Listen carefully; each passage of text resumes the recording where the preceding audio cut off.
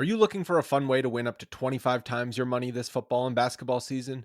Test your skills on Prize Picks, the most exciting way to play daily fantasy sports. Just select two or more players, pick more or less on their projections for a wide variety of stats, and place your entry. It's as easy as that. If you have the skills, you can turn $10 into $250 with just a few taps. Easy gameplay, quick withdrawals, and injury insurance on your picks are what makes Prize Picks the #1 daily fantasy sports app. Ready to test your skills?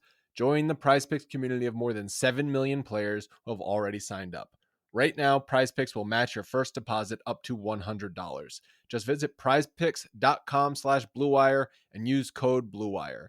That's code BLUEWIRE at prizepicks.com/bluewire for a first deposit match of up to $100. PrizePicks, daily fantasy sports made easy.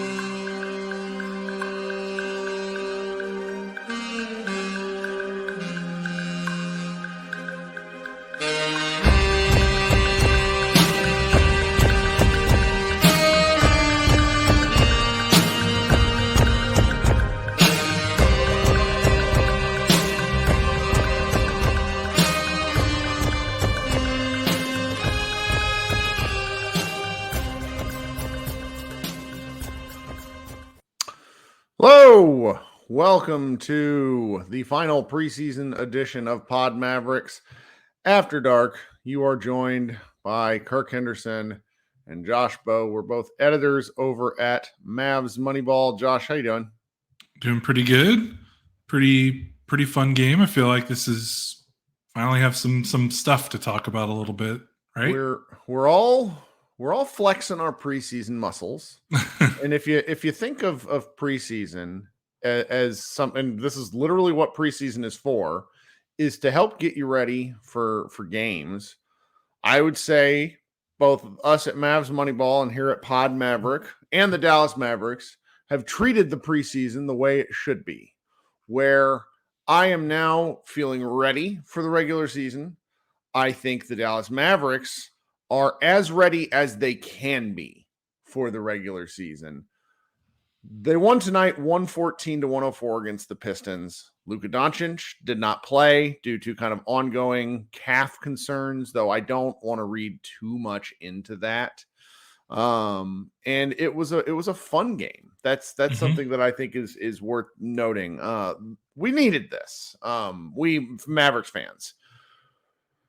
There was a tweet that went around today. Friend of me of the program, Matt Moore, talking about how teams that basically go winless in the preseason struggle. And it caused a bit of a lot of consternation amongst Mavs fans because we're all in, we want the team to be good. And frankly, getting a win just elevate, it pushes a lot of that stuff to the side. I have concerns about the team. I know but there was in the last show we did on Tuesday, I talked a little bit about this sort of sense of dread that was filling the empty space between games since there was 10 days off. And now I don't really feel that dread. Now I'm just kind of, I'm anxious for the season to start. Yeah. I mean, it was by far the best that the main rotation guys have looked all preseason. Side note, I guess, before we get into actual talking about the game, the reaction to Matt's tweet and some of the reactions during the game, there's just a lot of, I don't know what's going on, but people got to pace themselves online here because we haven't even played a regular season game, and it's getting testy. It's getting, I don't know what it is. There's something in the water, it feels like, and maybe that goes to what you spoke of. I think those first three games were kind of weird, and there's a long gap between games, So I don't know. It was just I don't know. There was just some weirdness I felt like in the way that there was some discourse tonight, and today. But that's fine. The game was great, and it was just really funny because it all happened when they played their best. This is the best they've ever looked. And somehow our friends are goading me into arguing about the Mavericks offense being better without Luka, and I'm just looking better. I'm glad you brought this up. and because I wanted to continue this conversation because I think it's interesting. There is a marked difference between the offense looking better and being better. It might be more aesthetically pleasing to watch some of the basketball that they played tonight, and it definitely was. I had a great time. But when it comes to like Luka isolation ball, it is quite like Luka is quite literally the best play in the NBA. A Luka post up from the left wing where he dribbles in is the best play in the NBA. He scored at a preposterous rate. Wasn't all that fun. Stop. It's kind of boring, and the Mavericks need to figure out a way to use that less. And really, one of the things I wanted to talk about in relation to that is the way Kyrie pushed to start the first quarter tonight is what I think the Mavericks simply have to do. We talked about it during the offseason. It's worth talking about now. And Nick Angstadt and Locked on Mavs did a bit of a piece on this where there's a cool graph he had about like minute distribution. Luka needs to be used the way James Harden was used in the final before he got hurt with the Nets, which was Harden played point guard and made sure everyone was involved. And then in the fourth quarter, he was a battering ram.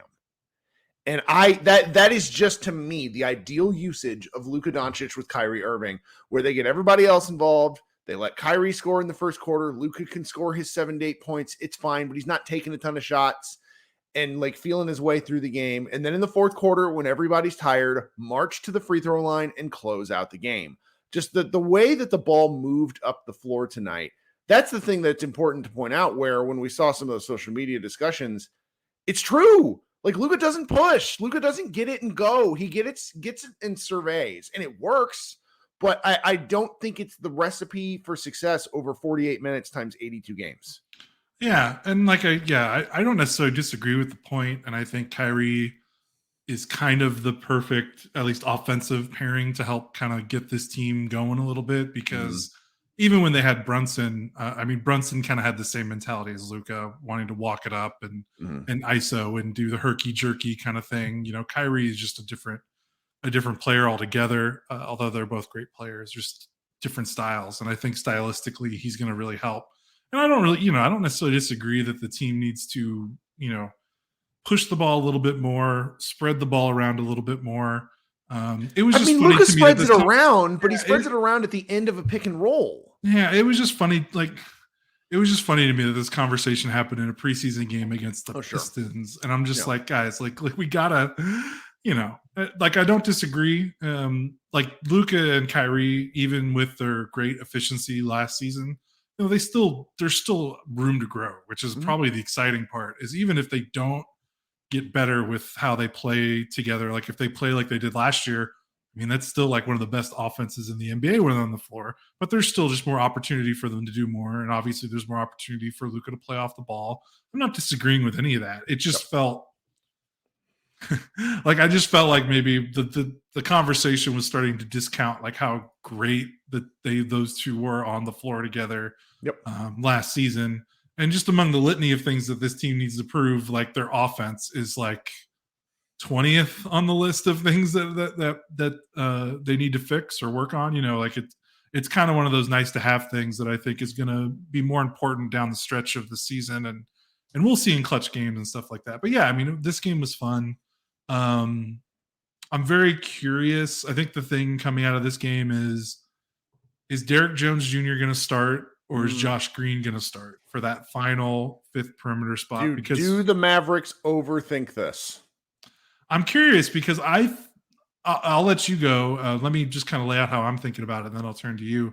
I can kind of see the logic in both starting Jones or starting Green, because with Jones, he's the type of player that you want him playing as much minutes as possible next to Luka and Kyrie, because you want him to get set up easy looks on offense, because if he's playing off the bench with a Seth Curry or a Dante Exum, not to say that those guys can't pass the ball or distribute, but it's different. Kyrie and Luka are two of the better different gravity wells. Yeah. You want to minimize Jones's weaknesses as much as possible and accentuate his strengths, and having someone as athletic and long as him out there next to Luka and Kyrie, and someone like Jones who is used to playing off the ball and not having the ball in his hands a lot, and being able to, I'm not saying he's a great player, but he has played effective minutes in spots over the course of his career.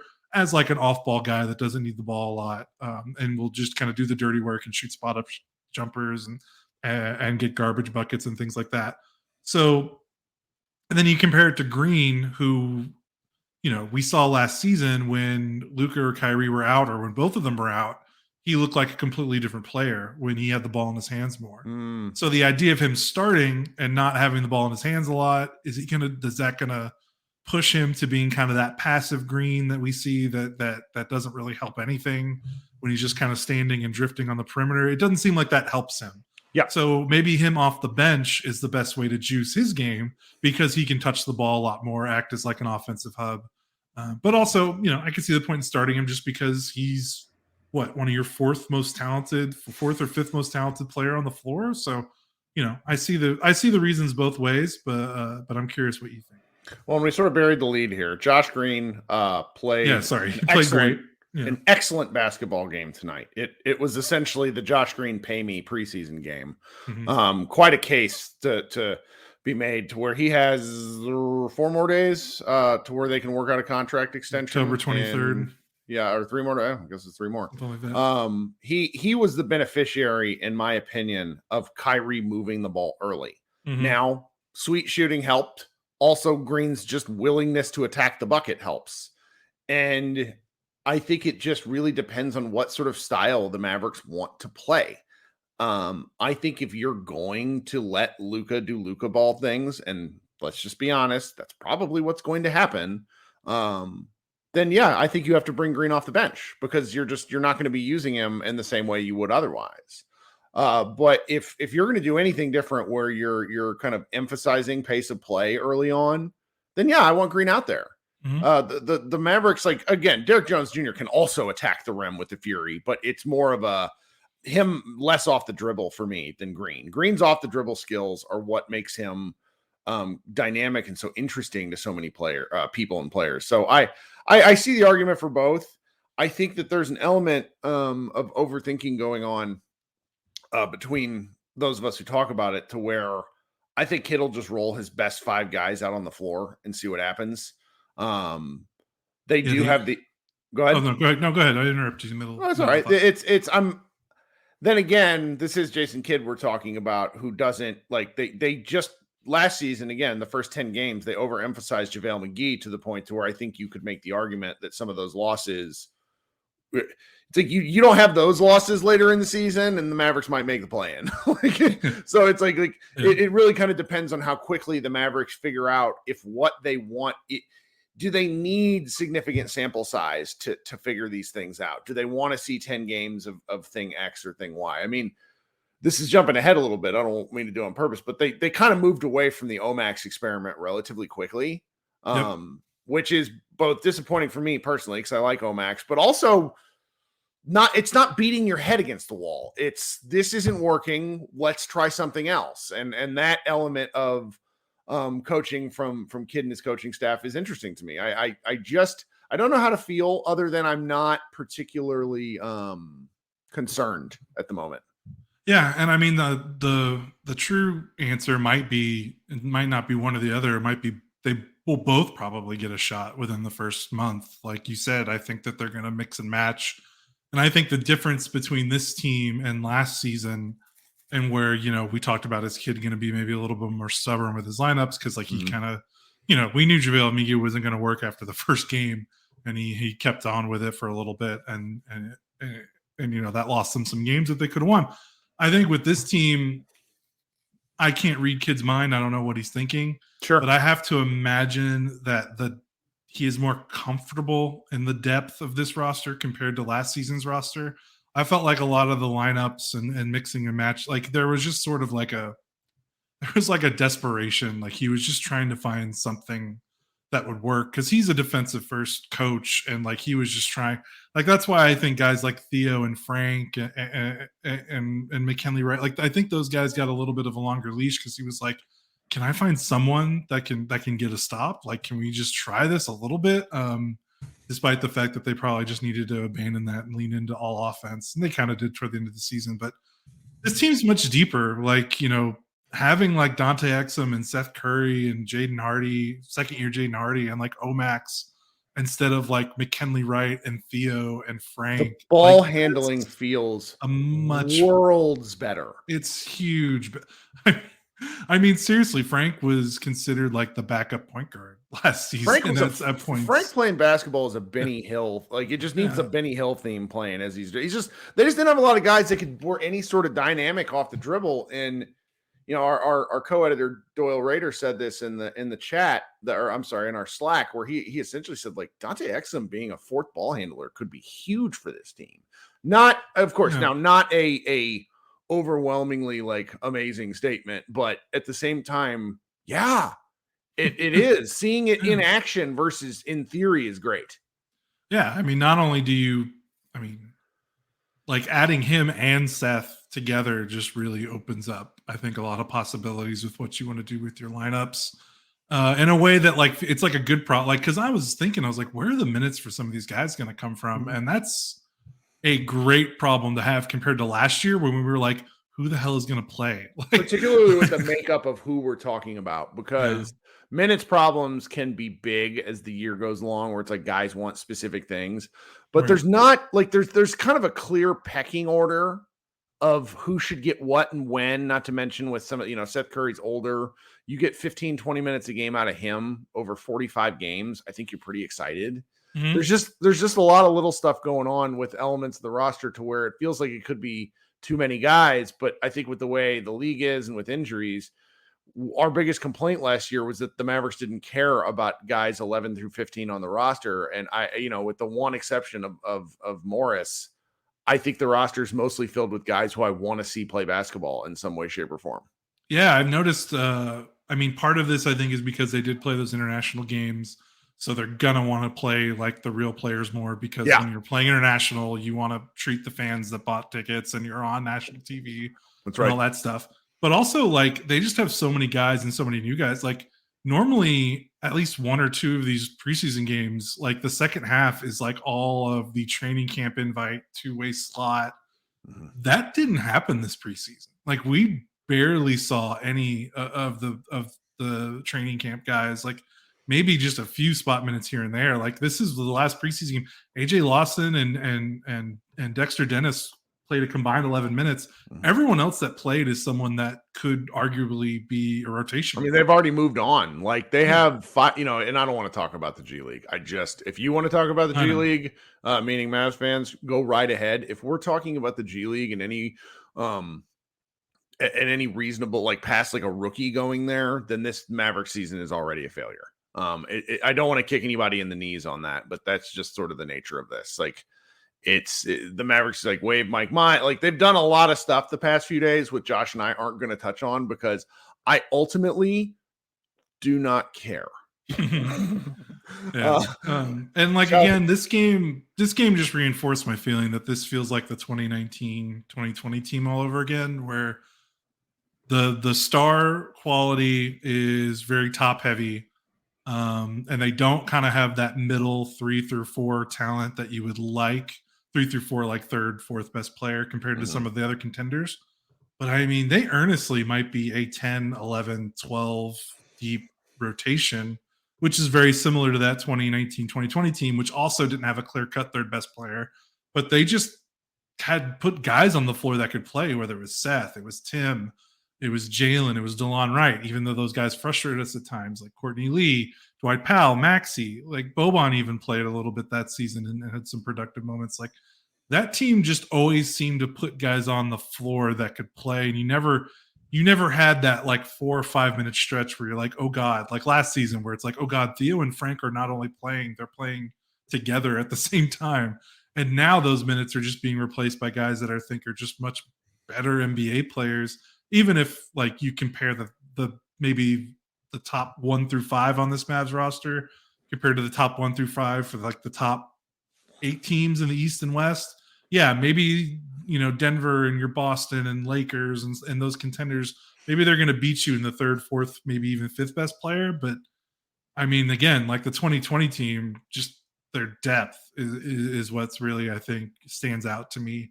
And to do that in one summer when last season they had no depth, I think it's really impressive. And it kind of makes me excited about this team's potential. Although maybe their ceiling is a little bit capped because it doesn't matter how good your 10th best player is in the playoffs. But hey, I mean, they got to crawl before they can walk. Like they didn't make the plan. They finished 11th. So that's right. They got to get back on the horse. Like, I know fans might not like this, but if they finish as the 6th or 7th seed and, go 6 or 7 games in the first round and lose, people might be pissed off, but compared to what was last season, that's a success. It's a step forward. So that's right. Yeah. What do you think? What else are you thinking? Sorry, so we got to do some business. We are a pair of businessmen, you and I, well-known acumen. Entrepreneurs. We know what we're doing on YouTube. We know what we're doing on podcasts and running a website. We absolutely are professionals. We're going to cut to a podcast ad break real quick. But before we do so, I wanted to ask those watching on the live stream and for those who might be watching on the YouTube later on, if you could, first of all, please go down and like the stream. That sort of thing is very helpful. I need to be asking earlier in the show, but we're going to do, basically 25 to 40-minute shows over the course of the season when Josh and I do these. The second thing is I would really like you guys to subscribe. We started last April, which was a terrible time to start a YouTube show with the Mavericks self-combusting. And we have 1,500 subscribers right now. I have kind of an arbitrary goal of 5,000 by the end of the year. And I would really like it if you could be one of those subscribers. So that would be really grateful. All right, so we're going to cut real quick to a podcast break, and then we will be right back. We're driven by the search for better. But when it comes to hiring, the best way to search for a candidate isn't to search at all. Don't search, match with Indeed. If you need to hire, you need Indeed. Indeed is your matching and hiring platform with over 350 million global monthly visitors, according to Indeed data, and a matching engine that helps you find quality candidates fast. Ditch the busy work. Use Indeed for scheduling, screening, and messaging so you can connect with candidates faster. And Indeed doesn't just help you hire faster. 93% of employers agree Indeed delivers the highest quality matches compared to other job sites, according to a recent Indeed survey. One of the things I love about Indeed is it makes hiring all in one place so easy and streamlined so I can spend more time on the rest of my business. Leveraging over 140 million qualifications and preferences every day, Indeed's matching engine is constantly learning from your preferences. So the more you use Indeed, the better it gets. Join more than 3.5 million businesses worldwide that use Indeed to hire great talent fast. And listeners of this show will get a $75 sponsored job credit to get your jobs more visibility at Indeed.com/Blue Wire. Just go to Indeed.com/Blue Wire right now and support our show by saying you heard about Indeed on this podcast. Indeed.com/Blue Wire. Terms and conditions apply. Need to hire? You need Indeed. Saturday, Christmas comes early, only on Peacock. Unbelievable! Bills, Chargers, an exclusive NFL game live in primetime. Saturday, 7:30 Eastern, exclusively on Peacock. I know, isn't that kind of weird to do live? But hey, that's just the nature of it. Also, while I'm shilling, we are accepting video sponsors. Like, as you notice, there are no other ads on our page here other than, at least live ads, at least other than Blue Wire, which was our parent company. We can have a hosted show. If you or anybody out there knows of, wants some advertisements, we can, do that sort of thing. I'm very interested in it. Anyway, back to sell out. We will sell out for you. Oh yeah, no, I'm. Yes. Mm-hmm. Yes. If I hear the music, I am going to dance. Mm-hmm. All right. So we've had lots of people being like, why aren't you talking about Dereck Lively? That's what I was going to say. We need to talk about next. So I got texts from a pair of Pistons fans in my life who, and granted, the Pistons have my wife asked during the game if the Pistons were all misfit toy big men, because of just how many kind of big guys that they had. Seeing James Wiseman, professional basketball fraud on the floor, really, there's just so many things that the Pistons do weird. But Lively's had some rough goes, not because of him, but because he's played all huge men every single game up until now. Everybody has been bigger than him in the games he's played. He's 7'1". Think about that, folks. He's also playing Victor Wembanyama on opening night. So 5 of his 4 of his first 5 games are going to be against guys that have bigger players than him, which is amazing. And I think tonight was probably the game where if you're a Lively super fan, this game will make you just puff your chest out, walk around and say, yeah, this is it. This is the guy. I could not be more pleased with the kind of development I'm seeing from him. What do you think? Yeah, this game was a lot of fun. Obviously, the chemistry with him and Kyrie in the pick and roll was awesome. His finishing was awesome. He had like 2 reverse dunks that like normally like big men in that situation would try to like turn around and face the rim before putting it back. And he just jumped without looking at the basket and dunked it because he's so athletic and long. That was awesome. Those were like two of my favorite plays. And he just looked, I mean, his ability in the pick and roll, like night and day pick and roll play, like in terms of his screening, positioning, when to roll, when not to roll. Don't want to say like he's made huge strides in laying the wood down on screens, but in terms of being in the right position, being in the right spot and cutting to the rim at the right time and playing off his pick and roll guard, it was night and day compared to maybe those first 2 games. Defensively, he looked great again. He got hung out to dry, I think, a couple of times in the first half. Like the Pistons actually scored in the paint pretty well in the first half. I think they had 28 or so, close to 30 first half points in the paint, which is a lot. But I wouldn't necessarily like lay that on him. It was more like guys were getting blown by and he had to handle like 2-on-1 situations at the rim, which is not necessarily on him. But when he was able to make plays, it looked great. He had this one play, I can't remember who was driving against him, which Pistons big it was, but they kind of got the ball and faced up on him on the block, like a little bit outside the block on the baseline. And they beat him they beat him off the first step on the baseline. And his length, like he didn't really panic, didn't foul. He just stayed with it from the play and he just blocked the shot at the rim. And he's got that kind of special length where he can kind of get away with some, not saying get away, but he can just kind of play a little conservatively because he knows his length can make things up for him. And that's like, can't teach that. Like nope. that's just pure talent, pure, being an athletic monster. So yeah, I mean, this was a great game. I loved everything about it. No complaint. Here it is. We're seeing it right now. That play right there.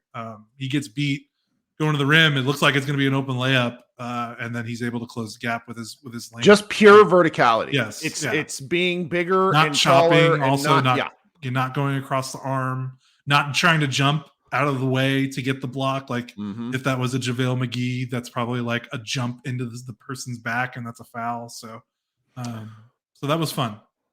Well, and what I was doing, what I opted to do there, and thank you for that, Leo. I ran a video in the background of Panda Hank, one of his YouTube collections. He just did like a real short thing on it was about a 2-minute video of Lively that he threw up on YouTube. So if I get in any trouble for that, sorry YouTube and sorry NBA. But I thought I was only going to show like 90 seconds, and then I forgot to delete out of it.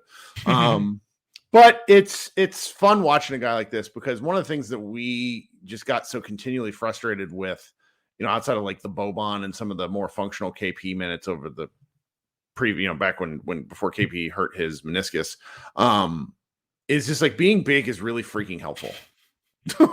Like it's so stupid because it's like having long arms and there's a willingness to position and that sort of thing, but it's just being big. Like Dwight Powell is in the right place 85% of the time. He just is 6'11" with the 6'11" wingspan.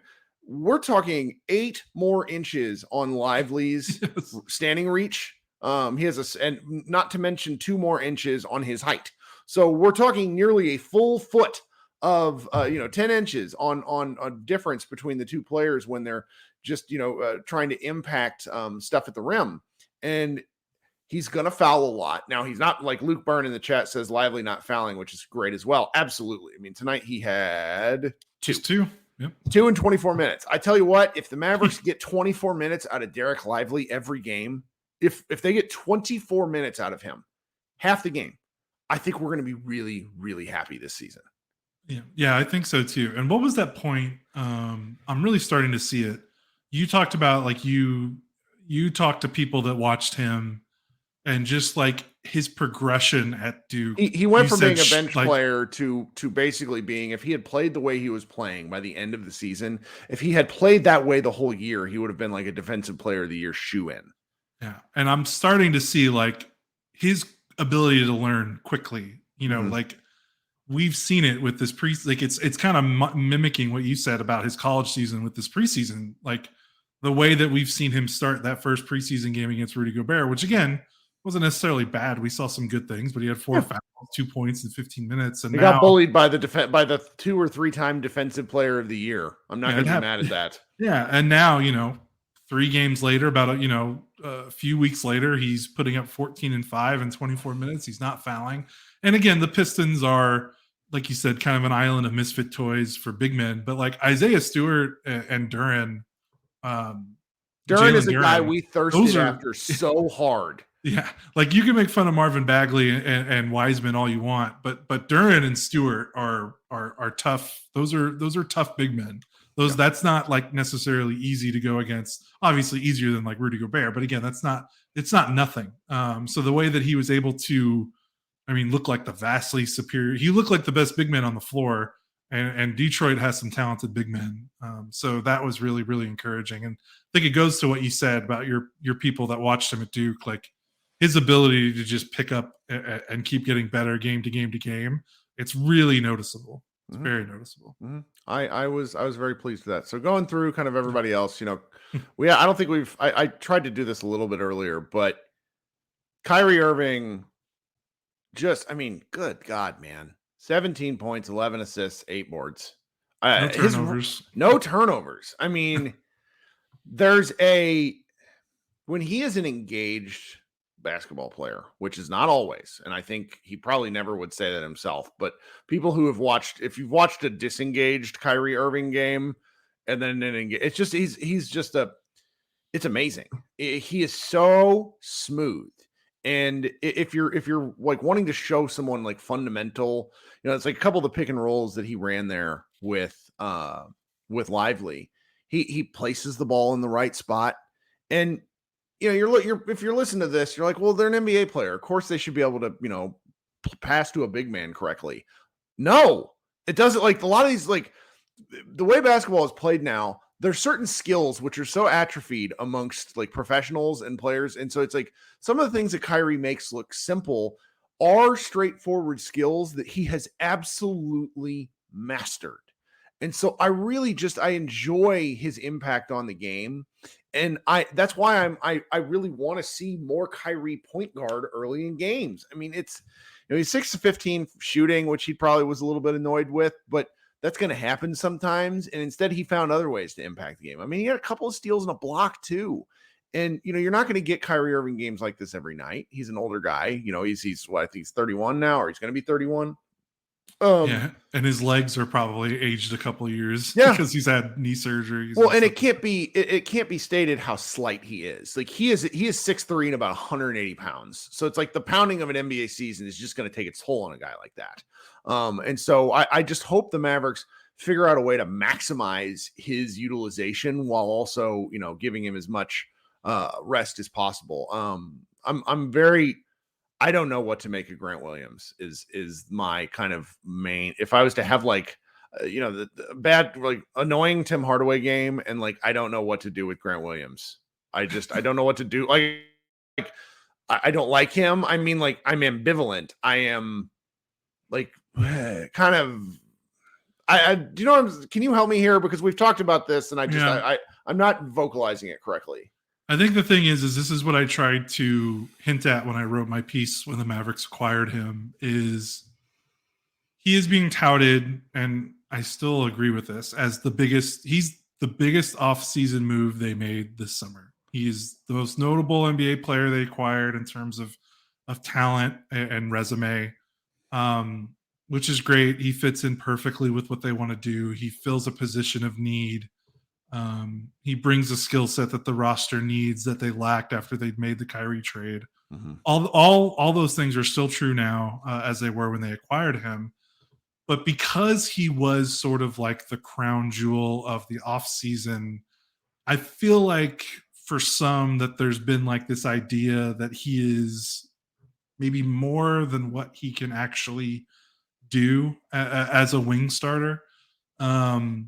So like seeing his box scores in this preseason game like doesn't worry me, because like he's gonna have games like that, because that's just, he's that kind of player. He is not the dynamic near or all-star level type forward that the roster probably needs before they can consider themselves truly championship contenders.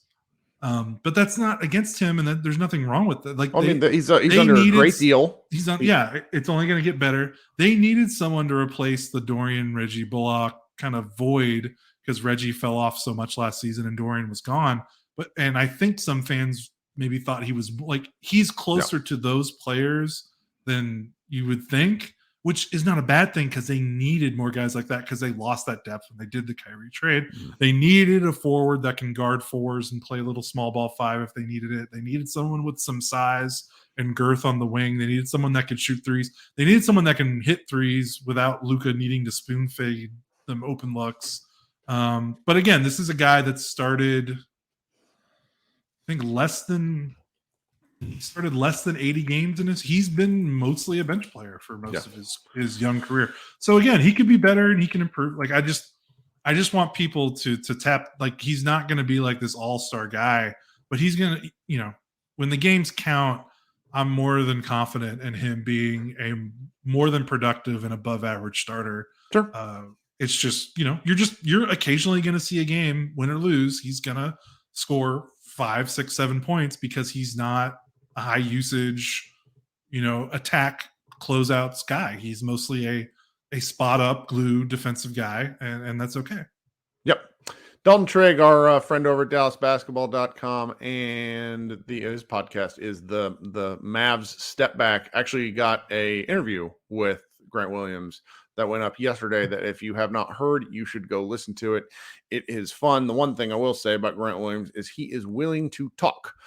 He says a lot, and I think that will both work for and against him during his time with the Mavericks. But for right now, I think everyone should enjoy it. My friend Josh in the chat says that Grant plays hard and contests everything, and there is an element of that is always underrated. Like the play. The tryhards sometimes annoy fans, particularly when the tryharding isn't working. But the willingness to just constantly fight is pretty important on a team like this that has two superstars that are not known for defensive acumen. So it works to their favor. I'm trying to think if there's really anything else here. I'm like I mentioned Dante Exum a little bit earlier. Really bullish on him. He only shot 1 of 7, but his floor game was 5 assists. Well, he got an offensive rebound over the guy who was guarding him at the rim. He is big. He's a big guard. He's going to surprise some teams that maybe have not paid attention to him since he went overseas when he gets on the floor with his size. You're absolutely right. Mm-hmm. Well, I sort of think, there's a real tendency. Oh, yeah, sure. Go ahead. Oh, okay. I saw someone, I can't remember if it was SJ. It might have been SJ online talking about it. But someone was like, this Tim game feels like a point, like he's trying to make a point.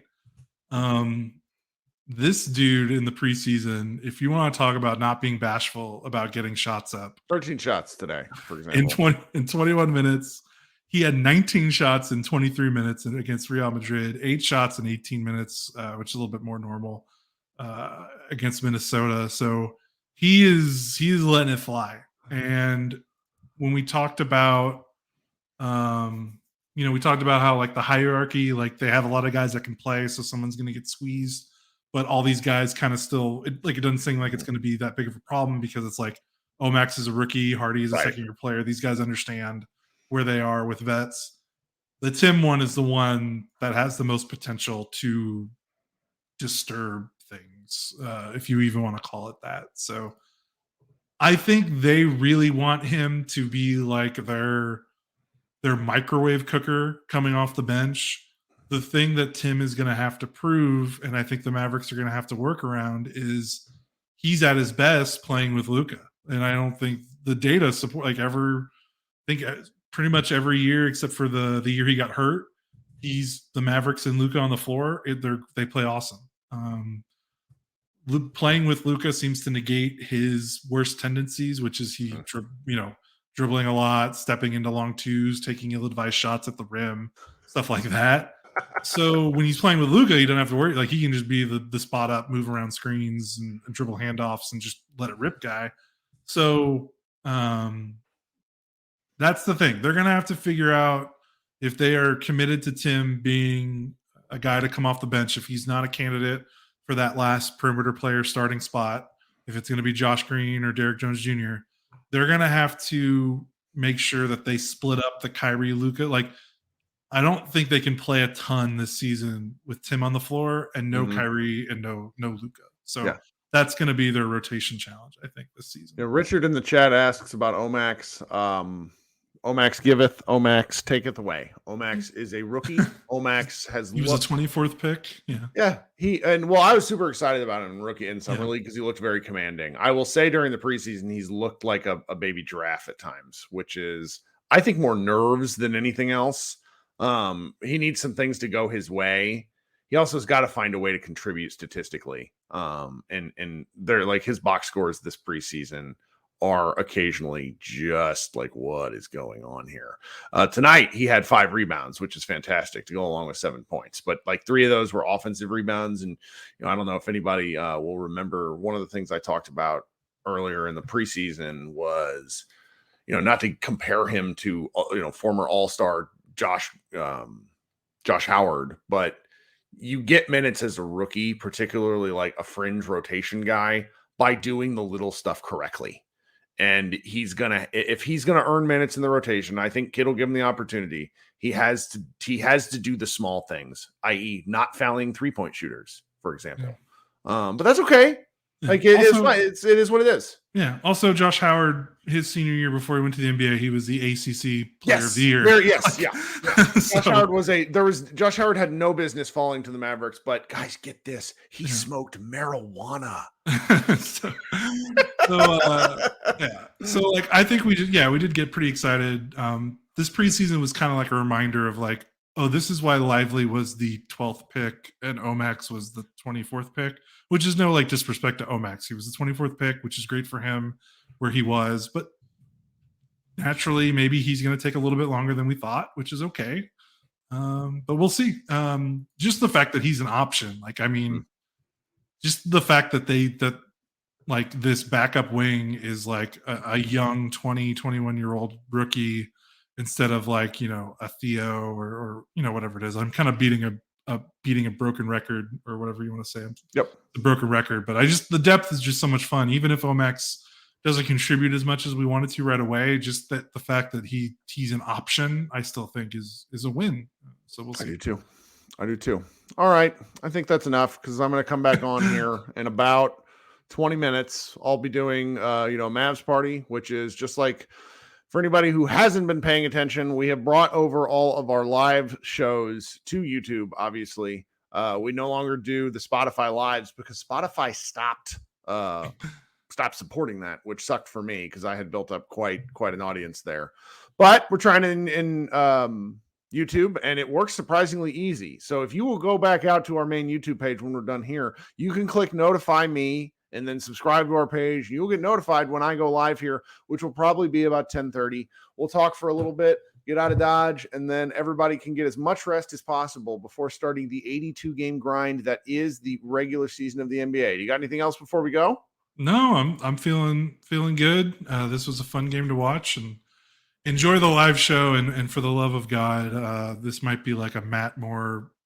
I'm going to see if I can get him to come. He'll come. He's a good sport. Like everybody, he has like. I just feel so bad followers. Sometimes. Yeah, he's just a guy who likes to talk shop. Like he lives in data, but he gets a lot of grief. And sometimes he's like hilariously wrong, and other times he doubles down just to kind of like be stubborn. But ultimately what he wants is for me to suffer, not Mavericks fans, just me, his good friend Kirk. All right, so we will be back and be looking for that show, and I want you guys to come up on stage and talk some hoops with me, and we'll see you guys in a few minutes, I hope. So this has been Kirk Henderson and Josh Bowe, and we will see you again, if not before the season starts, then on the season start on Wednesday, I think. So, all right, have a good night, guys. Talk soon. Go Mavs.